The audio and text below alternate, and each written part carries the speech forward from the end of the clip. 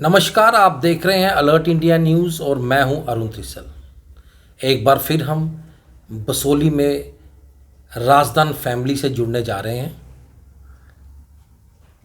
और उनसे आज हम बातें करेंगे कुछ खास मुद्दों के ऊपर। राजदान साहब, आपका स्वागत है अलर्ट इंडिया न्यूज़ में। नमस्कार अरुण जी। मैं पहले तो पूरे बसोली निवासियों की तरफ से आपका तहे दिल से शुक्रिया अदा करूंगा। पिछली बार जब हमारी मुलाकात हुई थी तो मैंने आपको कहा था कि अगर मेरे पास आज कोई क्राउन या शील्ड हो तो मैं आज आपको दूंगा, और वाकई आप उसके एक्चुअल हकदार भी बनते हैं। आप जब से इस पावन धरती पे जब से आप आ रहे हैं, आप इसको ग्राउंड ज़ीरो की रिपोर्ट को एक अपने न्यूज़ चैनल के माध्यम से बसोली को दर्शा रहे हैं, तो कहीं ना कहीं आज की डेट में बसोली एक सबके चाहने वाला एक तहसील भी बना हुआ है और कहीं ना कहीं फोकस एरिया भी बना हुआ है। और फोकस को जब देखा जाता है तो हम आज, मुझे लगता है कि आप मेरे अलावा छोड़ें, आप किसी भी बसोली किसी भी निवासी से पूछें तो वो एआई न्यूज़ का शुक्रिया ज़रूर अदा थैंक करता यू, है, और थैंक कहीं यू, ना कहीं डिस्कशंस में एआई न्यूज़ ज़रूर रहता है। Thank you Sanjay ji. संजय जी, आज हम आपसे बात करेंगे सबका साथ, सबका विकास और सबका विश्वास। भारतीय जनता पार्टी ने इन नारों को लेकर हर अपने चुनाव में विगुल बजाया। क्या लगता है आपको कि ग्राउंड रियलिटी इन नारों की क्या है? देखिए अरुण जी, मैं इसमें किसी व्यक्ति विशेष या किसी पार्टी विशेष पे टिप्पणी तो नहीं करूँगा, क्योंकि मैं अगर आपको रियलिटी की बात करूँगा तो विकास बसोली में कहीं दिखता नहीं है। मैं इसमें किसी भी पार्टी पे टिप्पणी नहीं करूँगा, चाहे वो कोई भी पार्टी हो या किसी भी का नारा रहा हो। लेकिन अगर बसोली पे आज तक जो भी इलेक्शंस जीते गए हैं, और अगर मैं 2014 से कंटिन्यूस बात करूँ, जब हम पूरे बसोली निवासियों ने एक पार्टी विशेष पे एक विश्वास दिखाया है, तो उस बात में जो नारा, जो स्लोगन आप बता रहे हैं, वो कहीं भी फिट नहीं बैठता। ये तो विकास की बात हो गई। साथ जो लोगों ने दिया, बहुभारी बहुमत से जिताया, और विश्वास कितना जीता भारतीय जनता पार्टी है। देखिए, साथ की बात करें तो आज भी आप बसोली कॉन्स्टिट्यूंसी को ले लें तो साथ में कहीं भी कोई कमी नहीं आई। आप अभी हाल ही में जो एमपी इलेक्शंस हुए हैं, आपने रिज़ल्ट आपके सामने था, और बसोली का जो रिपोर्ट कार्ड था वो सबने देखा हुआ है। तो एज ए सिविलियन कहीं भी साथ की कमी नहीं दिखी, और विश्वास, ये आपको, मुझे लगता है कि हर एक बच्चा, हर एक बाशिंदा बता देगा कि अपना विश्वास बसोली निवासियों ने तो दिया है। अब ये पार्टी को डिसाइड करना है या किसी एक समुदाय को, या किसी जो भी हमारी इस टाइम एडमिनिस्ट्रेशन चला रहे हैं, उनको डिसाइड करना है कि उस विश्वास को एक विश्वास बना के रखना है या उसको फिर विश्वासघात में बदलना है। ये उनकी डिसीजंस होंगे, और ये लोकतंत्र है। आज आप विश्वासघात करेंगे तो कल उसका रिज़ल्ट भी सामने आ जाएगा। तो अभी भी कुछ नहीं बिगड़ा है। अगर बसोली का विश्वास जो जिस बुलंदी पे आके डगमगाने शुरू हुआ है, उसको थामना है, उसको अगर सही करना है, तो ये मुझे लगता है कि हायर अथॉरिटीज़ को सोचना पड़ेगा एक बार। संजय जी, 2014 की आपने बात की, तो 2014 में एक मैनिफेस्टो जो है भारतीय जनता पार्टी ने निकाला था, जिसमें बसोली को बहुत अहमियत दी गई थी। बसोली को एक टूरिज़्म हब बनाने की कोशिश की गई थी। हर लिहाज से जो है बसोली में कई चीज़ें जो हैं वो बहुत ही मशहूर है। जैसे पश्मीना है, यहाँ पे निकलता है, आर्टिस्ट हैं यहाँ पे, कलाकार हैं, जो बसोली की पेंटिंग्स जो है वो इंटरनेशनल जगहों पे देखी जाती हैं, वहाँ पे होती हैं। तो मुझे ये बताइए, जो 2014 के मैनिफेस्टो जो भारतीय जनता पार्टी ने निकाला था, वो कितना सफल हुआ है, और क्या क्या काम जो है उस 2014 के मैनिफेस्टो पे किया गया है? अरुण जी, अच्छा, आपने आज थोड़ी सी पुरानी यादें ताज़ा कर दी, जबकि वो मैनिफेस्टो भी मैंने अभी संभाल के रखा हुआ है, मेरे पास है। आपको अगर चाहिए होगा तो मैं आपको दे दूँ, उसकी कॉपी भी दे दूँगा। उस मैनिफेस्टो में कोई 10 ऐसे प्रोजेक्ट्स थे वो जो बसोली के लिए डिक्लेयर हुए थे। सबसे पहले मैं आपके माध्यम से पूरे दर्शकों को, पूरे स्टेट को ये समझाना चाहूँगा कि बसोली किस पॉइंट पे है, बसोली का जियोग्राफी किस पे डिपेंडेंट है, और इसका आर्किटेक्चर जब तक आप समझेंगे नहीं तब तक आप इसकी अहमियत को समझ नहीं पाएंगे। बहुत सी चीज़ें आज की डेट में चल रही होंगी कि लोग सोचते होंगे बसोली अचानक से क्या इतना इम्पोर्टेंट है, लेकिन ये समझना आपके माध्यम से सबको ज़रूरी है। Basoli is important town. Basoli एक ऐसा क्रॉनिक प्लेस पे बैठा हुआ है जो एक स्टेट एंट्री पे है। It's a gate point. ये सबसे पहले हमें समझना बहुत ज़रूरी है। आप लखनपुर से बात करते हैं, बनी से बात करते हैं, माशका से बात करते हैं, तो एक टूरिज़्म का जो हब है, जो हमारी स्टेट है, उस स्टेट की एंट्री पॉइंट पे बसोली है। और बसोली के पास अपनी इतनी खासियतें हैं जिनको आज तक किसी न किसी पार्टी विशेष से या व्यक्ति विशेष से उनको दबाया ही गया, उनको कभी उभारा नहीं गया। सपने मैंने भी अपने राइट फ्रॉम माय चाइल्डहुड बहुत से सपने देखे, आपको पता ही है। मैंने भी मतलब एक टाइम ऐसा आ गया कि मैं ये बसोली छोड़ के ही चला गया था। यही चीज़ थी, कहीं ना कहीं ये दर्द लगता था कि पढ़ाई लिखाई करी है, आज हमारे बच्चे इतने बाहर हैं, वो बाहर क्यों जा रहे हैं, क्योंकि कहीं ना कहीं उनको स्कोप नहीं दिखता। और अगर मैं अपने जियोग्राफिक पैनोरमा को देखता हूँ तो मुझे वो लगता है कि बाहर जाने की तो ज़रूरत ही नहीं थी, सब कुछ था हमारे पास और आज भी है। हम बात करते हैं मैनिफेस्टो के, मुझे कुछ उसकी झलकियाँ याद हैं, मैं उस पर याद करूँगा। कुछ एक पश्मीना इंडस्ट्री को लेके मैनिफेस्टो दिया था, उसका फर्स्ट पॉइंट था। हाँ, बसोली पश्मीना था, बसोली टूरिज्म था, वाटर स्पोर्ट्स थी, एक स्टेडियम आया था हमारे पास, इंटरनेशनल स्टेडियम, बसोली पार्क था, उसके बसोली बीच पार्क में था, लेजर पार्क जी। था। हम संजय जी एक एक करके जो है इस पे बात जी। करेंगे। आप सबसे पहले मुझे तो ये मुझे वो बताइए। झलकियाँ याद हैं जो आज आपने बात की, और वो दुख कहते हैं ना, जख्म आपने आज हरा किया है तो जख्म को आज मलहम भी आपके माध्यम से लगा ही लेंगे।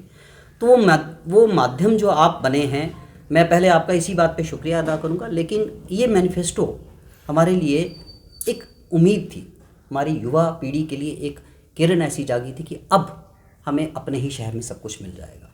लेकिन वो सिर्फ वही दिखावा हुआ, छलावा हुआ, और उस पर ग्राउंड रियलिटी पे एक पत्थर एक ईंट तक ना लगी। ये सबसे बड़ा एक बसोली निवासियों के साथ, बसोली कॉन्स्टिट्यूंसी के साथ, और इवन मैं सिर्फ बसोली की बात नहीं करूँगा, मैं बिलावर की बात भी करूँगा, मैं बनी की बात भी करूँगा, मैं महानपुर की बात भी करूँगा, बिकॉज ये सारे के सारे इंटरलिंक्ड थे इस मैनिफेस्टो के साथ, क्योंकि एंट्री पॉइंट था। यहीं से आपको बनी भी जाना था, यहीं से आपको बिलावर भी जाना था, और यहीं से आपको जम्मू भी एंटर करना था। तो अगर आपके कहते हैं अगर मखौटा अच्छा हो तो तस्वीर भी सुंदर होगी। तो इस मुखौटा को बनाने के लिए अगर गवर्नमेंट ने कोई डिसीजन लिया था, 2014 के इलेक्शन का एक मेन मैनिफेस्टो बनाया और एक एंट्री, और मुझे ये लगता है कि जब ये बनाया गया मैनिफेस्टो, भारी बहुमत जो है इतने आज सीटों से, तक 70 सालों में पहली बार बसोली कॉन्स्टिट्यूंसी से इतनी वोटिंग हुई थी, जिसमें यहाँ के एमएलए भी चुने गए थे, और एक पार्टी विशेष को एक एकदम से एक ऐसा सपोर्ट मिला था जो उनकी हिस्ट्री में ये दर्ज है, 28 से 30 हज़ार के बीच में उनको वोट मिला था। और वो सारा सिर्फ उस मैनिफेस्टो पे कहीं ना कहीं डिपेंडेंट था कि अब उस टाइम नवयुवा जो पीढ़ी थी उनको ये लग रहा था कि अब हमें शायद हमारी एजुकेशनल, हमारी टेक्निकल, हमारी जो क्षमता है, पढ़ाई लिखाई है, उसको कहीं ना कहीं दिशा मिलेगी। तो वो दिशा आज हम 2020 पे आ गए, 6 साल हो गए, सरकारें आई भी, बनी भी, उन्होंने राज भी किया, लेकिन उसमें एक ईंट भी नहीं लगी। वो एक बहुत एक धोखाधड़ी की बात है, एक विश्वासघात की बात है, वो ज़रूर हुआ है बसोली के पास। जी संजय जी, हम उसी मैनिफेस्टो की बात करेंगे। उसमें हम सबसे पहले बसोली टूरिज़्म की बात करते हैं। बसोली टूरिज़्म में क्या क्या बनना था, और उस जो बनना था उससे हमारे बेरोज़गारों को कितना रोज़गार मिल रहा था। देखिए, आज भी आप जानते हैं बसोली में एक मिनी गोवा के नाम से जगह है, पुरथू, यहाँ का हमारा पुराना टाउन है जो आधा पानी में डूब गया। उसको कहीं ना कहीं डेवलपमेंट के लिहाज से देखा गया था, और उसमें एक टूरिज़्म हब क्रिएट करने की बात हुई थी। उस टूरिज़्म को हब को क्रिएशन जो था वो राइट फ्रॉम लखनपुर से किया गया था कि उसका फर्स्ट एंट्री पॉइंट लखनपुर में डिसाइड होगा, उसका बेस पॉइंट जो होगा बसोली में डिसाइड किया जाएगा, और इसी के बेस पे हमारी बसोली और सल्थर डेवलपमेंट अथॉरिटी भी बनाई गई थी कि ये डेवलपमेंट अथॉरिटी इसको आगे तक लेके जाएगी। और जो हमारा रोड कनेक्टिविटी बना हुआ है राइट फ्रॉम जो अटल सेतु पुल से भद्रवा को निकलेगा, राइट फ्रॉम सरथल से होके, उसकी आधार जो शिला थी, आधारशिला भी इसी पर रखी गई थी कि ये डेवलपमेंट, ये टूरिज़्म बढ़ेगा। और इससे क्या होगा कि हमारे एटलीस्ट जो जितना भी युवा पीढ़ी पढ़ी लिखी थी वो सारी की सारी यहीं पे कंज्यूम हो जाएगी। इसका दूसरा जो इफ़ेक्ट दिखता था, मुझे ये लगता है कि बसोली को छोड़ो, पूरे जम्मू कश्मीर के जो बच्चे बेरोजगार हैं बिल्कुल उनको यहाँ पे नौकरियाँ मिल एग्जैक्टली बिल्कुल था, क्योंकि ये हब इतना बड़ा डिसाइडेड हब था कि गवर्नमेंट की एक कोशिश थी कि आप J&K स्टेट में जब भी एंटर करेंगे you have to come with a feel that you are entering in a wonderland. तो उस वंडरलैंड की क्रिएशन इस बसोली की आधारशिला पर रखी गई थी, और वो आधारशिला आज भी कागज़ों में ही है, मैनिफेस्टो में ही है। और मुझे लगता है कि अगली बार फिर से जब भी इलेक्शंस होंगे, इलेक्शन में फिर से वही आधारशिला वही रखी जाएगी। अगर इस बार भी वही आधारशिला रखी गई है तो ये बहुत बड़ा धोखा होगा। और अगर इस बार, मैं तो आपके माध्यम से ही कहूँगा, सबको डिसाइड करना होगा, यूनानिमसली डिसाइड करना होगा कि ये धोखा, क्या हमें एक्चुअल धोखा ही चाहिए या उस टूरिज़्म को एस्टैब्लिशमेंट बसोली में चाहिए। उसमें बसोली में एक जो मेन हब बनना था जिसकी बात मैं कर रहा था, उसमें बहुत सी शॉप्स थी, टूरिज़्म को इन प्लेस होना था, टूरिज़्म को आना था, होटल्स रेस्टोरेंट खुलने थे, हमारी टूरिज़्म की जो यहाँ पे उसमें जो पार्क बनना था, ग्रीन पार्क बनना था, उसी का एक पार्ट था ग्रीन पार्क, उसी का एक नेक्स्ट पार्ट था, वहाँ पे एक लेज़र शो लगना था। ये सब टूरिज़्म को बढ़ाने की चीज़ें थी। और हमारी वाटर स्पोर्ट्स होनी थी। जो वाटर स्पोर्ट्स आप सिर्फ डल लेक में देखते हैं, एक लिमिटेड उसमें स्पेस में है। यहाँ आपके पास रंजीत सागर डैम थी, कहाँ से 120 किलोमीटर का एरिया है जी हमारा, लखनपुर से लेके बसोली कॉन्स्टिट्यूंसी का जो एंड बॉर्डर है दैट इज़ 120 किलोमीटर, और 120 किलोमीटर में वाटर स्पोर्ट्स आप खुद इमेजिन कर सकते हैं। बिकॉज मैं मॉरिशस में 2005 में रहा हूँ और मैंने उनका टूरिज़्म देखा हुआ है। उनके पास कोई इंडस्ट्री नहीं है, कोई उनके पास दूसरा ज़रिया नहीं है खाने का, और उनके पास सिर्फ वाटर स्पोर्ट्स हैं। और वाटर स्पोर्ट्स में आपकी पैराग्लाइडिंग होती है, पैरासेलिंग आ जाती है, क्योंकि वाटर स्पोर्ट्स में parasailing is the main attraction point. फिर आपका बनाना पैरा स्पोर्ट्स होती हैं। तो ये ऐसे ऐसे राइड्स थे, बनाना राइड्स था आपका, ये वाला इसको क्या कहते हैं, जो शिप्स हैं वो थे, क्रूज़ ड्राइव था, ये सब क्रूज़ उसमें मैनिफेस्टो में एक इंक्लूडेड था कि यहाँ पे क्रूज़ चलेगा। आज हम बॉम्बे जाते हैं सिर्फ एक क्रूज़ के लिए, उसके लिए हम पैकेज बुक करते हैं। अगर ये पैकेज यहाँ पे बुक किया जाएगा तो बताइए टूरिज़्म कहाँ से कहाँ मिला, कितने नौजवान लड़के, युवतियाँ, युवते, कितने उनको एक एम्प्लॉयमेंट मिलनी थी। और सबसे बड़ी बात, जो बसोली की रीढ़ की हड्डी है, वो यहाँ के जो पल्लेदार हैं, वो आज 70% यहाँ की पॉपुलेशन पल्लेदारी करने बाहर जाती है। जो अभी आपने कोविड-19 में भी देखा कि हमें सबसे बड़ा चैलेंज बना हुआ था, जब मैंने आपके माध्यम से भी कई बार कवरेज करवाया, कि वो पल्लेदार मजबूर हैं बसोली को छोड़ने। बिकॉज हमारी जो 33% लैंड है वो एग्रीकल्चर लैंड है, लेकिन उसको करने के लिए हमारे पास सिर्फ सीज़न में 2 ही चीज़ें बचती हैं, 2 बार ही फसल लगेगी ना। लेकिन बाकी उनके 8 से 9 महीने जो हैं वो उनके बेकार चले जाते हैं, क्योंकि फैमिली रन करना इतना आसान नहीं है। फैमिली रन करने के लिए आपके पास इकॉनमी स्ट्रांग होनी चाहिए, और इकॉनमी को खड़ा करने के लिए हमारे पास टूरिज़्म था, और टूरिज़्म को हमने उसको बढ़ावा नहीं दिया। पल्लेदार जितने थे उनको एक लेबर का काम मिल जाना था, उनको टूरिज़्म पे वहाँ पे छोटी छोटी शॉप्स मिल सकती थी, शॉप्स मिलती, पूरा वर्ल्ड यहाँ पे आकर्षित हो सकता था। आज हम नमामि गंगे वगैरह प्रोग्राम देखते हैं, हम इसमें देखते हैं कि गुजरात में बहुत सी चीज़ें करी हैं, तो वो चीज़ें जम्मू कश्मीर में ऑलरेडी इस्टेब्लिश थी। 120 किलोमीटर की लैंड, आपको एक डैम को अगर आप वाटर स्पोर्ट्स में कन्वर्ट करेंगे तो आप सोचें कि हमारी कितनी ज़्यादा एम्प्लॉयमेंट जनरेट हो सकती थी। कोई भी युवा हो या कोई भी वर्ग हो, वो बेकार आज की पीढ़ी ना रहती, अगर इसको हमने राइट टाइम पे कंसिडर किया होता। बसोली में पश्मीना तो वैसे ही फेमस है, बसोली का ये बसोली में रिंग शॉल बनता है जो वर्ल्ड फेमस है। मैं आपको सिर्फ इंडिया की बात नहीं करूँगा, it's a world famous ring shawl. Ring shawl की थोड़ी आइडेंटिफिकेशन भी दे देता हूँ कि आप इस रिंग से उस पूरे शॉल को निकाल सकते हैं। ये क्वालिटी सिर्फ बसोली में ही है, और ये बसोली में यहाँ के कारीगरों की हाथ की माया है। वो हाथ के कारीगर हैं, वो कुछ ऐसी नहीं है कोई ऐसी मशीनी शॉल बनाते हैं, वो सब यहाँ पे मैनुअल शॉल बनता है। और अब आप देख लीजिए कि इसकी आप स्पेस देख लीजिए, इसमें अगर वो शॉल निकल रहा है तो कारीगरी किस लेवल की होगी। और अगर इसको हम बढ़ावा नहीं दिया तो मुझे लगता है हम अपनी एम्प्लॉयमेंट को खुद ज़ीरो कर दें। तो क्या समझते हैं आप कि कहीं ना कहीं नौजवान पीढ़ी के साथ ये धोखा है? बिल्कुल है, ये नौजवान पीढ़ी को भी समझना है। ये सिर्फ मतलब आपका या मेरा दायित्व नहीं है, ये नौजवान पीढ़ी का भी दायित्व है। उनको भी इस पर फोकस करना है, क्योंकि अब जो कोविड-19 हो गया, कितने लोग बेकार हो गए, कितने बच्चे घर आ गए हैं। अब बताइए इस टाइम कहाँ जाएंगे? इकॉनमी हमारी इतनी स्ट्रांग है नहीं है, और इकोनॉमिकली जितना हम स्ट्रांग हो सकते थे, जो हमारी इनपुट्स थी उनको हमने कभी बढ़ावा नहीं दिया हुआ। यहाँ तक कि हमने जो यहाँ पे वाटर स्पोर्ट्स के लिए बोट्स पढ़नी थी, उसमें भी अभी तक क्या धांधली है मेरी समझ में नहीं आया। वो वाटर स्पोर्ट्स मतलब किसको ठेका जा रहा है, किसको आ रहा है, कोई समझ में नहीं आया मेरे को। अब ये चीज़ें जो है प्रशासनिक चीज़ें हैं, प्रशासन देखेगा, बिकॉज कोई मिनिस्ट्रल इस टाइम सरकार तो है नहीं है, तो इस समय सारा कुछ कंट्रोल जो हो रहा है वो यहाँ का प्रशासन कर रहा है। प्रशासन को देखना है, क्योंकि ये प्रशासनिक चीज़ों में आप और मैं, एक कॉमन मैन, तो सिर्फ अपनी आवाज़ उठा सकता है, और शायद वो भी आवाज़ किस लेवल तक जाती है, कौन किस वे में लेता है, वो भी एक आज की डेट में बहुत बड़ा सवाल है। संजय जी, यहाँ पे मैंने इंटरनेशनल लेवल का एक स्टेडियम बन रहा था, आज भी वो धूल खा रहा है। आप चलिए देखिए, वो धूल खा रहा है। वो सिर्फ वहाँ पे एक प्लेट लगी हुई है, लैंड एक्वायर हुई, काम शुरू हुआ, बिल्डिंग बनी, और वो मुजस्मा बन के रह गई। ये तो अनारकली वाला ज़माना चल रहा है। वहाँ पे मुजस्मा बना हुआ है, बिल्डिंग खड़ी है, और शाहजहाँ आएंगे, जब आएंगे तब देखी जाएगी, हो होश नहीं वहाँ पे। इन सब का क्या कारण है? कौन सी वजह रही है कि इन चीज़ों को जो है वो देखिए, मैं इस टाइम कहीं ना कहीं वजह मैं खुद को भी मानता हूँ। मैं सारा का सारा ब्लेम किसी एक के सिर पे नहीं दूंगा, बिकॉज मैं भी आज की जनरेशन का कहीं ना कहीं उतना ही जिम्मेवार हूँ जितना है। शायद हमने ही आवाज़ नहीं उठाई, शायद यहाँ के युवा ने आवाज़ नहीं उठाई।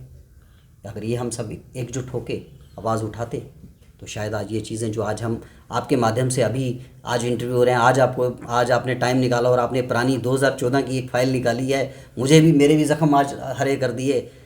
कहीं ना कहीं शायद ये चीज़ें हम सब जिम्मेवार हैं, इसमें सिर्फ एक की जिम्मेवारी नहीं। अगर एक ने जिम्मेवारी में कोताही की है तो हम सबको मिल के आवाज़ उठानी चाहिए थी, ये चीज़ें हमें लानी चाहिए थी। अभी भी मौका है, बिल्कुल है, मौका है, लेकिन अब यह है कब कितनी जल्दी हम इसको एहसास में लाते हैं और कितनी जल्दी इसको ग्राउंड में चेंज करेंगे, वो एक सबसे बड़ा क्या सवाल है। करोगे आप इसके लिए? अगर मेरी अकेले तक की बात होगी तो मैं तो स्ट्रांगली इन चीज़ों को बसोली में लाने के लिए अपना पूरा जी जान लगा दूंगा, चाहे कुछ भी हो जाए। लोगों को जोड़ोगे, आवाज़ बिल्कुल, उठाने आज के लिए? हमारे जोड़ रहे हैं। हमारी एक आज कमेटी बनी है BDVC करके, बसोली, आपने जब देखा ही है, बसोली वॉलंटियर कमेटी ने इतना बड़ा योगदान दिया, इतना इस स्तर पे काम किया कि हमने 50 से 60 के करीब पंप्स लाए, हमने सैनिटाइजेशन लाया। तो हम कहीं डिपेंडेंट नहीं थे। वो कौन है? मैं अकेला नहीं हुआ। संजय राजदान या कोई एक या दो बंदे की वो संस्था नहीं है। आज उसमें कम से कम भी 150 से ऊपर लोग जुड़े हुए हैं, और उसमें आर्मी, एक्स आर्मी मैंस हैं, लेडीज़ हैं, 25 से 30 तो वहाँ पे औरतें जुड़ी हुई हैं। तो ये युवा जुड़ रहा है, युवा कहीं ना कहीं इस चीज़ को फील करने लगा हुआ है। आप ही देखिए, आपको आपके माध्यम में कितनी बार लोग आवाज़ उठा रहे हैं आज की डेट में। पहले आप बसोली से कितनी आवाज़ आपके पास आती थी? कोई नहीं उठाता था। लेकिन अब जब से आपका भी हम पे मेहरबानी हुई है, मैं कहूँगा आपकी मेहरबानी हुई है, तो आपका नजर इनायत हुआ और हम भी आज कहीं ना कहीं गिने जाने शुरू हो गए। क्या लगता है आपको कि जो मोदी जी भाषण देते हैं उसमें कितनी सच्चाई होती है? देखिए, मैं पहले भी बता चुका हूँ कि मैं किसी व्यक्ति विशेष पे कभी नहीं, हमारे प्रधानमंत्री है, डेमोक्रेसी है, हम नहीं, जनता है, डेमोक्रेसी हमने नहीं है। वोट दिए। नहीं, डेमोक्रेसी नहीं है, प्लीज़ आप अपने वर्ड्स करेक्ट कर लीजिए। We are not living in a democracy, we are living in a autocracy. We have to understand this, and this I am very firm on this. We have to understand this, the basic language and basic law of the nature, that we are living in the autocracy, we are not living in a क्यों ऐसा क्यों लग रहा है आपको? आपके सामने ही चीज़ें आपने भी पिछले आपकी मंद मुस्कान जो है सब कुछ बयां कर रही है तो इसमें बोलने की ज़रूरत नहीं है। सिर्फ मतलब बातें करने और काम करने में बहुत फ़र्क है। तो जो अभी BDVC जैसे काम कर रही है तो दिखा के हमने प्रूव करके दिया। हमने कम से कम भी ना करते 6-7 पंचायतों को, एक पंचायत में कम से कम 11 से 12 वार्ड्स होते हैं, उनको कवर किया। 7-8 इंटरनेशनल स्टेडियम कितनी जगह जो एक्वायर की गई है उसके लिए? देखिए, जगह के एग्जैक्ट मेजरमेंट्स मेरे पास नहीं है, लेकिन जगह एक्वायर हो चुकी थी और उस पर काम भी शुरू हुआ था। और काफ़ी मतलब जब यहाँ पे ADC साहब थे संजय गुप्ता जी, उनके टाइम ये काम शुरू हुआ था। बिकॉज उस टाइम मैं खुद जॉब में था, मैं यहाँ पे था नहीं, लेकिन मेरे को एक बड़ी खुशखबरी मिली थी उस टाइम की यहाँ के युवाओं ने दी थी कि भैया यहाँ पे काम शुरू होने लगा है। एंड कहीं ना कहीं मेरा भी वो था कि चलो एक अच्छा बसोली के लिए कोई एक इंटरनेशनल प्लेटफॉर्म पे है। मैं उस टाइम कश्मीर में होता था, I was posted over there, and वहाँ के जो क्रिकेट क्लब्स थे जो मेरे है काफ़ी नोन में थे, बारामूला एक स्पोर्ट्स क्लब है, बहुत काफ़ी है, उसमें उन्होंने सबने मतलब एक फील आया था कि अब जो बसोली स्तर पे हम खेलेंगे और उस पर इंटरनेशनल टीम्स आएंगी, बाहर के बॉलर्स क्रिकेटर्स आएंगे, उनसे सीखने का एक काफ़ी मौका मिलेगा। और यहाँ के हमारी बसोली की एक लड़कों की यूथ की टीम है, यहाँ पे इतनी टीम्स बनी हुई हैं और वो आज की डेट में इतने टूर्नामेंट्स कराती हैं। कम से कम भी एक साल में हम ज़्यादा कम नहीं तो कम मुझे लगता है 40 से 50 के करीब हम टूर्नामेंट्स यहाँ पे लड़के संजय कराते जी, हैं। मुझे आप ये बताइए, कोविड-19 चल रहा है, नरेंद्र मोदी जी अपने भाषण में हमेशा ये बोलते हैं कि सोशल डिस्टेंसिंग जो है वो मेंटेन करनी है, मास्क पहनना जो है वो बहुत ज़रूरी है। जब भाजपा के लोग 30 से 40-50 मैं लोग समझ गया आपका इकट्ठे, इशारा, मैं आपका इशारा किस तरफ है। देखिए, ये भी चीज़ें प्रशासन के कंट्रोल में हैं। प्रशासन जब किसी व्यक्ति विशेष को ये रोक सकता है कि भाई आप यहाँ नहीं जाएंगे, वहाँ नहीं जाएंगे, और अगर किसी अलग दूसरे व्यक्ति विशेष को कह सकता है कि आपके पास हर पूरी तरह की आज़ादी है, आप कुछ भी कर सकते हैं, तो ये चीज़ें सामने दिख रही हैं। फिर मैंने आपको, मेरा वही जवाब आ जाएगा, we are living in autocracy, we are not living in a democracy. If it is a democracy then these things should be avoided very well, but they are not stopping. तो उनकी रिस्पॉन्सिबिलिटी उनकी है। मैं उन्होंने मतलब क्या BJP वालों को कोरोना वायरस नहीं लग सकता? अभी तो ऐसे लग रहा है, आपको क्या लगता है? नहीं लग रहा ना? नहीं, मतलब कि मेरा कहने का मतलब है कि हम जहाँ पे भी देख रहे हैं उनके प्रोग्राम हो रहे हैं, रैलीज हो उनके रही है, रैलीज हो दबा रही के हैं। रैलीज हो। और दूर क्या जाना, मेरे इधर अपना गेस्ट हाउस में ही हमारी कम से कम एक हफ्ते में 2-2 रैलीज हो रही हैं, फुल परमिशन हो रही है वहाँ पे। मैंने काफ़ी लोगों की गैदरिंग भी देखी है। तो ये वही चीज़ें, ये प्रशासनिक सवाल हैं, प्रशासन इनको देखेगा। इसमें मैं अकेला आवाज़ उठा के बुलंद करके कुछ होना नहीं है, बिकॉज कहीं ना कहीं वो फिर एक मैं टारगेट हो जाता हूँ कि भाई इसी बंदे को घेरो क्योंकि ये सवालों के घेरे में है। तो ये उन्होंने देखना है, अगर वो if they are along, because इस टाइम ना आपकी चलेगी ना मेरी चलेगी, इस टाइम चलेगी वो चलेगी प्रशासन की। और प्रशासन अगर देखी को अनदेखी करना चाहता है तो क्या लगता है प्रशासन जो है इस वक्त तानाशाह हो गया? आपको शक है? आप बताइए, ये सवाल मैं आपसे पूछूं? नहीं, मेरा सवाल है आपसे मेरा भी आप ही से सवाल है, कि आपको शक है? नहीं, मुझे तो शक है। फिर आप ठीक होंगे। तानाशाह रवैया प्रशासन में क्यों आ गया एकदम से? जब पावर्स बहुत ज़्यादा आ जाती हैं। आपने शायद एक मूवी देखी होगी स्पाइडरमैन, पता नहीं आपने देखी है नहीं देखी है, तो उसमें एक डायलॉग है, great powers come with great responsibilities. तो जब बहुत सी बड़ी ताकत आ जाती है तो उसमें ज़िम्मेवारी भी बढ़ जाती है। अब ये उस व्यक्ति पे निर्भर करता है कि वो अपनी पावर्स का कितना इस्तेमाल करता है और किस लहजे से करता है। क्या लगता है आपको धारा 370 टूटने से कितना बड़ा ब्लंडर जो है और कितना नुकसान जो है जम्मू कश्मीर के देखने को लोगों मिल ही रहा है, रोज़ देख रहे हैं हम। बस ये है कि बोल नहीं सकते? बोल नहीं सकते, भारत माता की जय बोल रहे हैं। इसमें किसी को आइडेंटिटी देने की ज़रूरत नहीं है कि भाई आप बोलोगे तो ही आप माने जाओगे कि आप एक सच्चे भारतीय हो।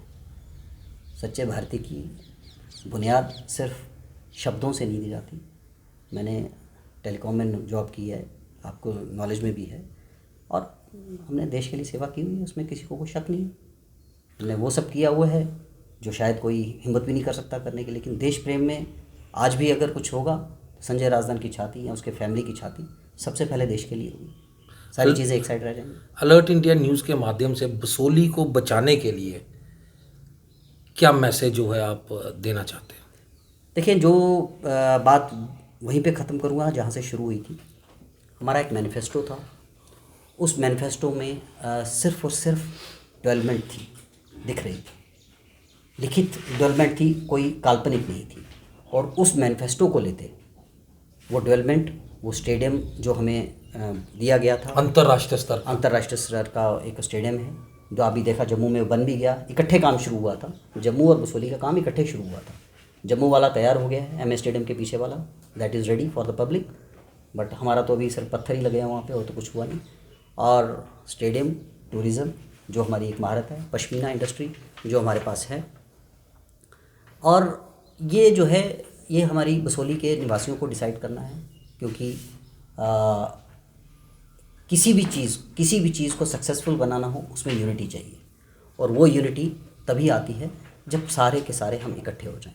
आज भी अगर हम व्यक्ति विशेष से मतभेद बना के रखेंगे कि ये व्यक्ति ये बोल रहा है तो इसलिए मैं इसके साथ नहीं चलूँगा, ये है, तो मतलब आपका कहना है कि पार्टी पॉलिटिक्स से उठ के इस टाइम बिल्कुल हमें एक स्तर होके सिर्फ और सिर्फ इस कॉन्स्टिट्यूंसी के डेवलपमेंट के बारे में सोचना है। और जो युवा इस टाइम इस दौर से निकल रहे हैं, अनएम्प्लॉयमेंट का जो दौर उनको ग्रहण जो उनको खा रहा है, उससे उनको बच्चों को निकालना है। जो हमारी पल्लेदारी वहाँ की जो उनकी भी हमारी हम पे जिम्मेवारी बनती है, उनके लिए टूरिज़्म आ जाए, उनके लिए एम्प्लॉयमेंट जहाँ जनरेट हो जाए। क्या ज़रूरत है उनको दिल्ली जाने की, या क्या ज़रूरत है उनको अहमदाबाद और हैदराबाद जाने की? सब कुछ है यहाँ पे। कोई चीज़ ऐसी नहीं है बसोली में जो नई चीज़ चाहिए, सब कुछ है। हमारे पास 120 किलोमीटर के डैम का एरिया है जिसमें वाटर स्पोर्ट्स मैं आपको बता सकता हूँ। आप मकाऊ में चले जाइए, आप मॉरिशस में चले जाइए, आप इसमें हांगकांग में चले जाइए, they are purely dependent on the sea foods, sea things. तो हमारे पास तो गॉड गिफ्टेड है, हम उसका बेनिफिट क्यों नहीं उठा रहे? क्यों हमारे बच्चों को ज़रूरत है बाहर जाने की? एक घर का घर मिल जाएगा, एम्प्लॉयमेंट की एम्प्लॉयमेंट मिल जाएगी, सब कुछ है यहाँ पे। कोई नई चीज़ लाने की ज़रूरत नहीं, बस हाँ फोकस चाहिए गवर्नमेंट का फोकस दोबारा चाहिए। और जो कमिटमेंट दिया था बसोली निवासियों को, वो ऑनर करना चाहिए। और इस टाइम सबसे मुझे लगता है गवर्नमेंट से भी ज़्यादा निर्भरता हमारे युवा की बढ़ जाती है, हमारे यूथ की पड़ती है, कि वो अगर इस टाइम भी सिर्फ पार्टी पॉलिटिक्स में पड़े रहेंगे तो मैं आई इंश्योर मेरे आने वाली पीढ़ी भी यही देख रही होगी जो मैं देख रहा हूँ। I ensure and I watch on this. लेकिन अगर इकट्ठे हो जाएं हम तो काम चलेगा। अपने बसोली एक एग्रीकल्चर लैंड है, ये आपके माध्यम से भी मैं एक सवाल मतलब एक अपना पक्ष रखना चाहूँगा। बहुत से चैलेंजेस हैं। कुएँ बहुत तेज़ी स्तर पे खोले गए थे। आप किसी भी गांव में चले जाएं, वहाँ पे कम से कम भी 15 से 20 कुएँ बने हुए हैं, जो कि फंड आता था, फंड को यूटिलाइज़ किया गया। वाटरशेड डिपार्टमेंट वाला। हाँ, उस कुएँ में क्या है कि किसी का वाशर ख़राब है, किसी का हैंडपम्प ख़राब है, लेकिन उनको ठीक कराने की कोई किसी ने जहमत नहीं उठाई है। और यही बताया जाता है जी अब इसका ठेका पड़ेगा, वो पड़ेगा। मुझे लगता है कि ये थोड़े जो इमीडिएट रिलीफ हैं पब्लिक को, ये आपके माध्यम से आज एक मैं अपना सवाल रखूँगा। और मुझे उम्मीद है कि आप इसको बिल्कुल ऊपर जहाँ तक आप पहुँचा सकते हैं पहुँचाएँगे। इन कुओं को फिर से, इन ट्यूबवेल्स को, इन वाटर बोर्ड्स को जो है वो फिर से ठीक करा के कम से कम पब्लिक को जो सरकास्टी ऑफ वाटर फेस करनी पड़ रही है वो ना फेस करनी पड़े। तो आपने सुना, ये थे हमारे साथ संजय राजदान जी। इनका भी यही कहना है कि बसोली के विकास के लिए जो प्रोजेक्ट बनाए गए थे, उन प्रोजेक्ट को अमली जामा जो है वो पहनाया जाए और बेरोज़गारों को रोज़गार जो है वो दिलवाया जाए। ऐसी चर्चाएं आपको आगे भी दिखाते रहेंगे। तब तक के लिए अलर्ट इंडिया टीम को दीजिए इजाज़त। नमस्कार।